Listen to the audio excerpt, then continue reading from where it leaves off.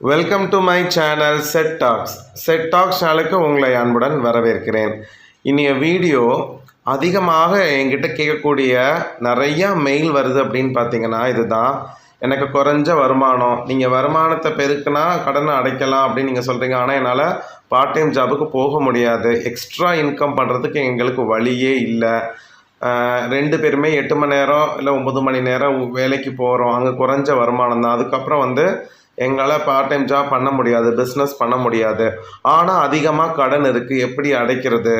இல்லை சேமிப்பே இல்லை, எப்படி சேமிக்கிறது? இதுக்கு ஒரு வழி சொல்லுங்கள். இந்த மாதிரி லெட்டர்ஸ் அதிகமாக எனக்கு வந்திருக்கும். மெயில், அதாவது இமெயில் வரும்.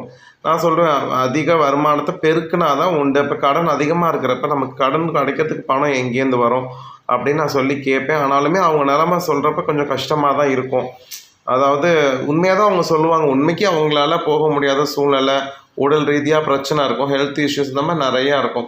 பட் ஏதாவது ஒரு சொல்யூஷன் இருக்கும் இல்லையா? ஸோ அந்த மாதிரி எனக்கு தெரிஞ்ச ஒரு சிம்பிள் 3 சொல்யூஷன் அதான் ஃப்ரெண்ட்ஸ் இந்த விஷயத்தில் சொல்லியிருக்கேன். 3 சொல்யூஷனுக்கு முன்னாடி முக்கியமாக நம்ம செய்ய வேண்டிய ஒரு விஷயமும் நான் சொல்லியிருக்கிறேன். இந்த மாதிரி கடன் பிரச்சனை இருக்கிறவங்க அது என்னென்னு இப்போ நம்ம வீடியோக்குள்ளே போய் பார்க்கலாம். வாங்க ஃப்ரெண்ட்ஸ், நம்ம வீடியோக்குள்ளே போகலாம். அந்த 3 வழியை செய்கிறதுக்கு முன்னாடி நம்ம முக்கியமாக செய்ய வேண்டிய விஷயம் இதுதான். உங்களுக்கு அதிகமான கடன் இருக்குது, பட் ஆனால் இப்போதைக்கு தற்சமயம் என்கிட்ட குறைஞ்ச வருமானம் தான் இருக்குது, எக்ஸ்ட்ரா இன்கம், நோ இன்கம், இது எக்ஸ்ட்ரா இன்கம்லாம் இல்லை அப்படிங்கிறவங்க நீங்கள் ஃபஸ்ட்டு செய்ய வேண்டியது, நீங்கள் கடன் யார்கிட்ட வாங்கியிருக்கீங்களோ தயவுசெய்து அவங்கக்கிட்ட நேராக போயிடுங்க.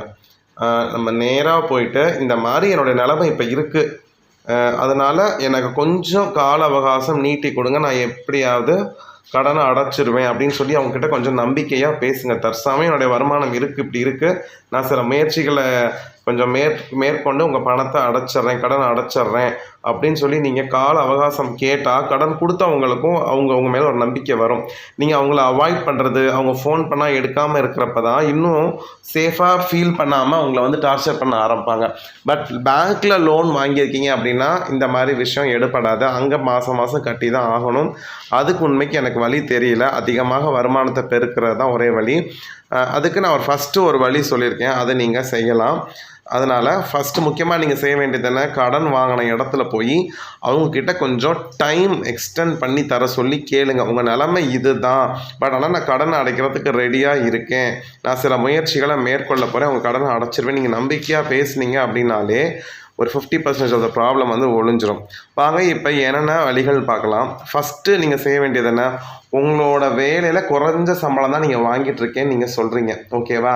அதுதான் உண்மையும் கூட. அப்படி இருக்கிற பட்சத்தில் நீங்கள் அந்த குறைஞ்ச சம்பளத்தில் உள்ள வேலையவே பிடிச்சிட்டு உட்காந்துருந்தீங்க அப்படின்னா உங்கள் ஃபேமிலியும் ரன் பண்ண முடியாது, கடனையும் அடைக்க முடியாது.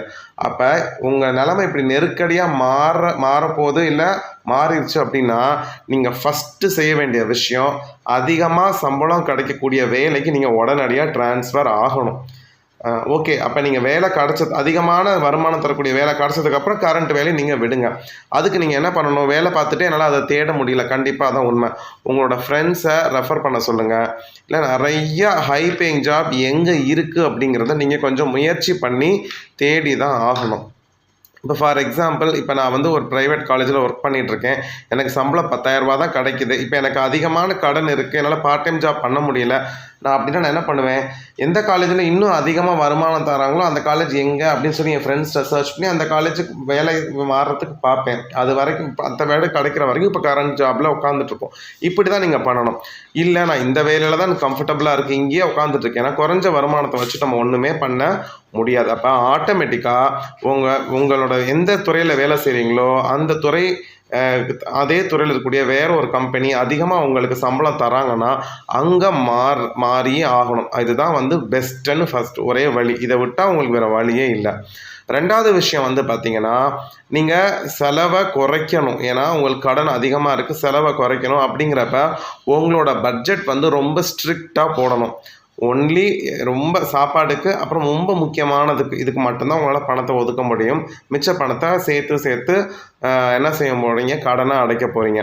அப்போ அந்த மாதிரி பட்ஜெட் ரொம்ப டைட்டாக போடணும். இப்போ நீங்கள் பசங்களை ப்ரைவேட் ஸ்கூலில் படிக்க வச்சுட்டு இருந்தீங்க அப்படின்னா கண்டிப்பாக அதுக்கு இன்னொரு நீங்கள் கடன் வாங்குற மாதிரி இருக்கும். அப்போ கவர்மெண்ட் ஸ்கூலில் பசங்களை மாற்றணும். நீங்கள் அவங்களுக்கு வீட்டில் உட்காந்து சொல்லி தந்து கொஞ்சம் முயற்சி எடுக்கணும். இந்த மாதிரி கவர்மெண்ட்டில் ஃப்ரீயாக கிடைக்கக்கூடிய சர்வீசஸ், இப்போ வந்து கவர்மெண்ட் ஹாஸ்பிட்டல், ரேஷன் கடைகள், இந்த மாதிரி விஷயங்களை நீங்கள் பயன்படுத்திக்கணும். வேறு வழி இல்லை. ஏன்னா இது எல்லாமே உங்களோட குறைஞ்ச வருமானத்தில் இருக்கிற வரைக்கும் தான். நீங்கள் அதிகமான வருமானத்துக்கு மாறிட்டீங்கன்னா இந்த மாதிரி கஷ்டங்கள், அசௌகரியங்களை வந்து நீங்கள் அனுபவிக்கணுங்கிற ஆசை கிடையாது, அவசியம் கிடையாது. ஏன் அப்படின்னா நீங்கள் குறைஞ்ச வருமானத்தில் இருக்கீங்க. இப்போ உங்கள் தேவைக்கே நீங்கள் வந்து அதிகமாக செலவு பண்ணிங்கன்னா ஆல்ரெடி ஒரு கடன் ஒரு பக்கத்து போயிட்டுருக்கும், திரும்பி இது வந்து ஒரு கடனாக வந்து நிற்கும். அன்றாட செலவுக்கே நீங்கள் கடன் வாங்குற மாதிரி இருக்கும். ஸோ அதனால் உங்களோட ஸ்ட்ரிக்டாக பட்ஜெட்டை ஃப்ரேம் பண்ணுற மாதிரி இருக்கும். என்னையே கேட்டால் இது வந்து ஒரு பெஸ்ட் ஆப்ஷன் நான் சொல்ல மாட்டேன். இது வந்து ஸ்ட்ரெஸ் ஆகிடுவோம். என்னையே கேட்டால் நான் ஃபஸ்ட்டு ஆப்ஷனை தான் நீங்கள் என்ன செய்யணும், ஃபாலோ பண்ணணும்.